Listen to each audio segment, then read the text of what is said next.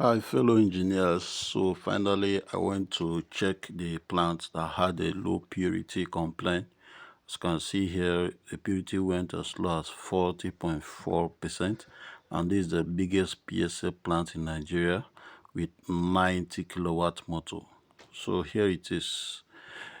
Here is it. Me and my team, we arrived there late in the night around 9 p.m.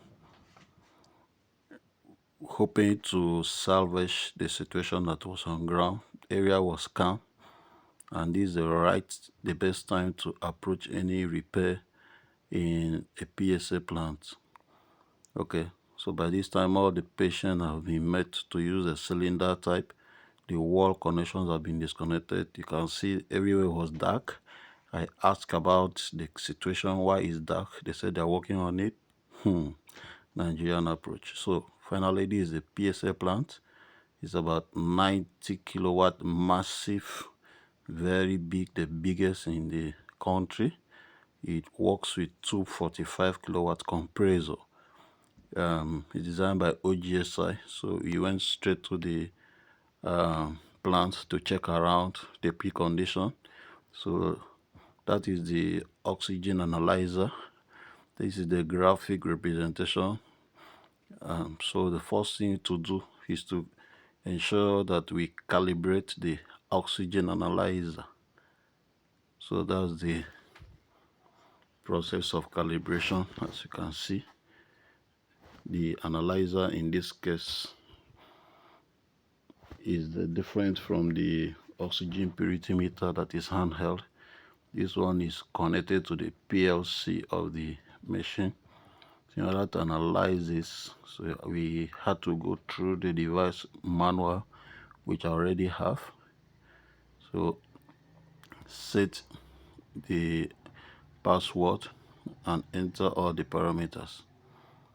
So as you can see, I'm trying to cross-check and ensure that the milliampere reading corresponds with what I have in my digital meter.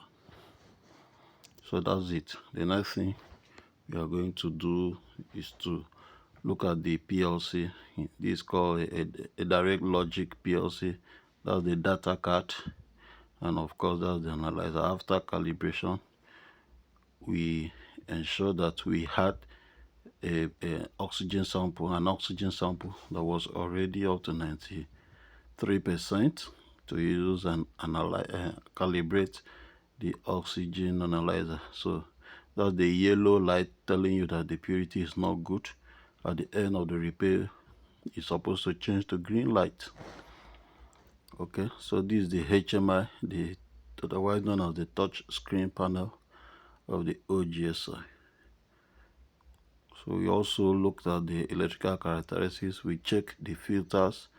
These are the filters. This is the main compressor. So at the end of the service, we put on the compressor. You can see the pressure level here is 108 psi, 30 degrees centigrade, while the air outlet is 16 degrees centigrade.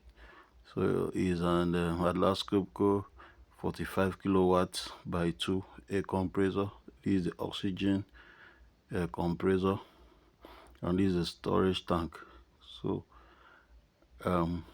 it took us about 2 hours and 30 minutes to complete the servicing of the OGSI oxygen generator.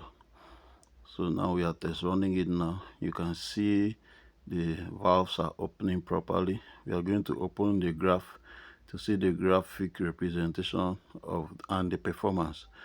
So don't know if you can see the green light there represents the oxygen purity level, which is trying to build up, and the air pressure in the two sieve bed is the blue line.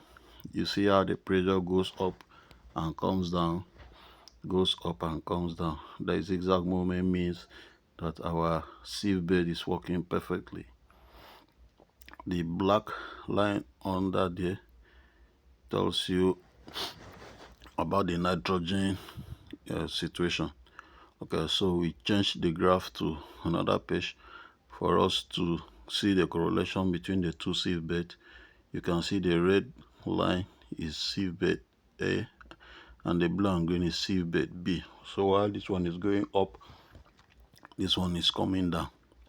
So there's always a meeting point where the two pressure meet together, and that point must not be higher than the pressure of the nitrogen in order for the nitrogen to be able to escape. So fellow engineers, you can see that this device is very, very complex, and we ended it in 2.5 hours. That's the meter, that is the buffer that we replaced, because the problem was that nitrogen was going back to the system. So at the end, we had a successful repair drive. Thank you for your time. God bless you.